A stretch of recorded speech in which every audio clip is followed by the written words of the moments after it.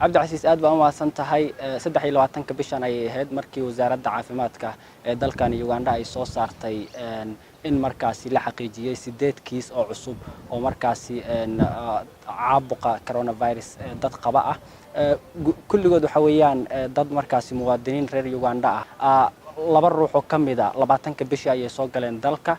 iyadoo markaasina ay ka yimaadeen Dubai halka 6 kalena ay soo galeen dalka 22 bisha tan marka tirada guud ee hadda dadka ama tirada guud ee kiisaska caabuqa corona covid-19 laga helay muwaadiniinta Uganda waxay gaarayaan ilaa 9 ruux wasaaradda caafimaadka markaasi waxa kale oo ay sheegtay in 1356 ruux markaasi hadda ay ku jiraan karantiil markaasi hay-adeed iyo kuwa iskood markaasi loo karantiilay dadka markaasi sidoo kale wasaaradda waxay codsatay in dhammaan muwaadiniinta Uganda ee soo galay labadii isbuuc la soo dhaafay ka yimid Dubai iyo Imaaraadka in ay wasaaraddu la soo xiriiraan si xaaladooda caafimaad loo ogaado Abdulqaadir waa maasan tahay madaxweynaha dalkaasi markii saddexaad ayuu hadlay waxa uu codsanayaa in hadallada amba amarada dawladda la dhaqan geliyo oo la digtoonaado hadalkiisii ma dhaqan galay ma la yeelay masuuli xaaladu way taagan tahay cabdicasiis sax weeye madaxweynaha wuxuu hadlay ilaa iyo dhowr jeer 4 jeer markii ugu dambeysay shalay ayay ahayd madaxweynaha waxaad moodaa in xaaladan runtii uu si gaar ah ugu walwalayo maadaama sidaan la socono dalka Uganda ay yihiin inta badan laba dabaqad xagga nolosha dad dabaqad sare ku nool iyo dad markaasi dabaqad hoose ku nool marka mar waliba madaxweynuhu xaaladda wixii soo kordha ayuu warbaahinta runtii State House ka sigoo jooga kula hadlayay waxa uu markaasi marka laga soo tago markii koowaad oo uu hadlo oo markaasi soo saaray amarkii ahaa in la xiro dhammaan goobaha waxbarashada oo ay ku jiraan iskuulada iyo jaamacadaha iyo sidoo kale meelaha muhiimka aan ahayn ee dadka isugu yimaadaan taas oo dhaqan gashay madaxweynaha markii ugu dambeysay waxa kale uu soo saaray in xagga qiimaha maciishada cuntada markaasi aanan la kordhin karin waxa uu sheegay oo carabka ku dhuftay in markaasi ganacsatadii barnaamijkaasi sameeyay ama sare u kac ku sameeyay xagga cuntada in markaasi uu kala noqon doono laysinga ama aqoonsiga xagga sharciga ee qofkaasi markaasi uu ku shaqeynayo marka waxaad moodaa cabdicasiis dhammaan dhaqamadii inta badan inay dhaqan galeen marka loo eego sida markaasi madaxweynuhu uu la hadlayay dadkiisa reer Uganda waxa kale oo markaasi hadda uu sheegay madaxweynaha sidoo kale in la yareeyo xagga raacista gaadiidka oo runtii uu sheegay in taksiyada markaasi ay raacaan dad fara badan marka waxa uu yiri madaxweynuhu hadii aadan haysan gawaarida shakhsiyaadka markaas baabuurta yaryar oo dadka ku baxaan ama mootada in markaas qof walba uu gurigiisa iska joogo marka waxaad moodaa in xaaladda hadda isa sii bedelayso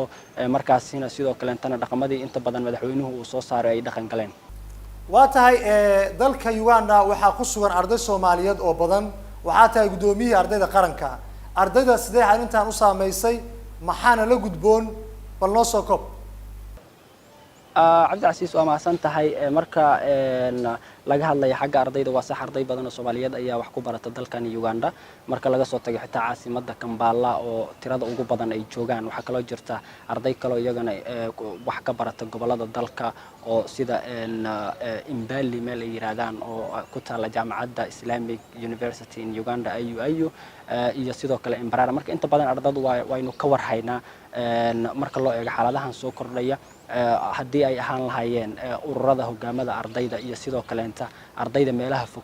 ku baqan iyo kuwa jooga caasimadda Kampala intuba marka si hoos waa la saga warhaya sidoo kale ardayda runtii waxaan ugu mahadcelinayaa siday ugu warhayaan ama ishay ugu hayaan waxyaabaha soo kordhaya tusaale ahaan oo kale in ay la socdaan inta badan hay'adaha caafimaadka waxyaabaha fariimaha ay soo saarayaan iyo sidoo kale inta wasaaradda caafimaadka Uganda iyo Soomaaliyaba marka waxa moodaa ardaydu in markaasi xaggaas waxyaabaha soo kordhay inay la socdaan xaaladuna ay tahay mid markaasi aan runtii aan iska warqabno sidoo kale intana aan isku daydon hadduu Ilaahay yiraahdo inta karankeena intaan runtii wacyigelin aan gaarsiin karna ardayda inaan gaarsiino hadduu alla idmo waxaan rajaynaynaa hadduu Ilaahay yiraahdo in markaasi wax caqabada ama dhibaato kale inaysan runtii inoo keeni doonin hadduu alla idmo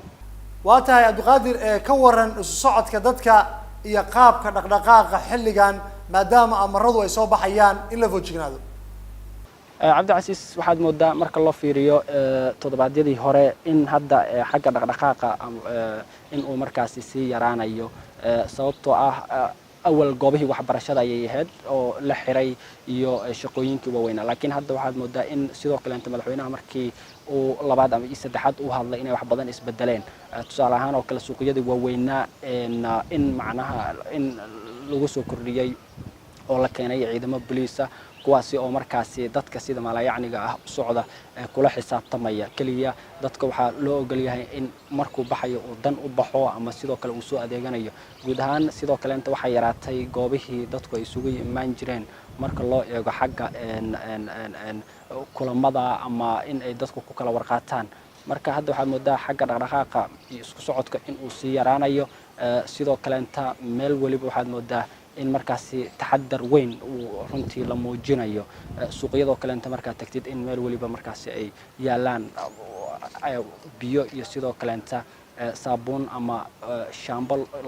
qofka uu gacmaha ku dhaqanayo xitaa xaafadihii ayaa markaasi lasoo dhigay barnaamijkaas marka waxaa moodaa dadku inay feejignaan sare ka qabaan cudurkan corona virus ee runtii u fidaya sida fudud marka waxaa moodaa in hadda isku socodkii uu sidaas yahay dadka dareenkooduna waxa weeyaan in markaasi taxadar dheer ay muujinayaan oo mar waliba ku dadaalayaan qaadashada fariimaha ka soo baxaya hay-adaha caafimaadka ugu dambeyntii maxaad u jeedin lahayd ardayda Soomaaliyeed ee ku sugan magaalada Kampala iyo guud ahaan dalkaasi Uganda maadaama xanuunkan uu yahay mid halis ah cabdicasiis waa arrin fiican runtii ardayda Soomaaliyeed adduunka ku sugan markaasi waxbarashada u jooga gaar ahaan wadamada dhibaatada hadda ay ka jirto ama uu saameeyay cudurkan viruskan COVID-19 waxaan oran lahaa bal in ay ku dadaalaan inta markaasi ay joogi karaan gurigooda in ay joogaan oo aysan si maalayacni banaanka uga bixbixin hadduu ilaahay yiraahdo sidoo kale intana in markaasi ay qaataan fariimaha iyo talooyinka ka soo baxaya hay-adaha caafimaadka iyo sidoo kale wasaaradaha caafimaadka adduunka hadda dunida waa la horumaray oo social media ayaa wax walba isugu gudbiyaa marka waxaan dhihi lahaa bal hadduu ilaahay yiraahdo inta dhibaatadan dhinaca adduunka ugu dhacayso ha lagu dadaalo qof waliba inuu markaasi isxakameeyo oo uu joogo gurigiisa gaar ahaan ardayda reer Uganda waxaan oran lahaa hadduu ilaahay yiraahdo 32 cisho wadanka markaasi marxaladda la geliyay in ay ku dadaalaan in ay guryahooda joogaan in ay iska dayaan meelaha lagu daawado ciyaaraha sidaas oo kale ay Soomaalida dhalinyarada aad u jecel yihiin ay aadaan sidoo kale inta in muddadaas waxbarashada runtii la fasaxay inaan u aragno in fursad kale ay tahay oo markaasi aan anagu guryaheena joogno aan ugu faa'iideysano inaan markaasi dib ugu laabano daraasadihii iyo sidoo kale inaan wax aqrino aan ka faa'iideysano sidoo kale intana aan cibaadaysano hadduu ilaahay yiraahdo waxaan alla ka rajaynaynaa in cudurkan ama viruskan in uu dadkeenu hadduu ilaahay yiraahdo uusan saameynin insha Allah marka guud ahaan sidaas ayaa kula dardaarmi lahaa ardayda Soomaaliyeed meel walba ay joogaan adikana waa mahadsantiin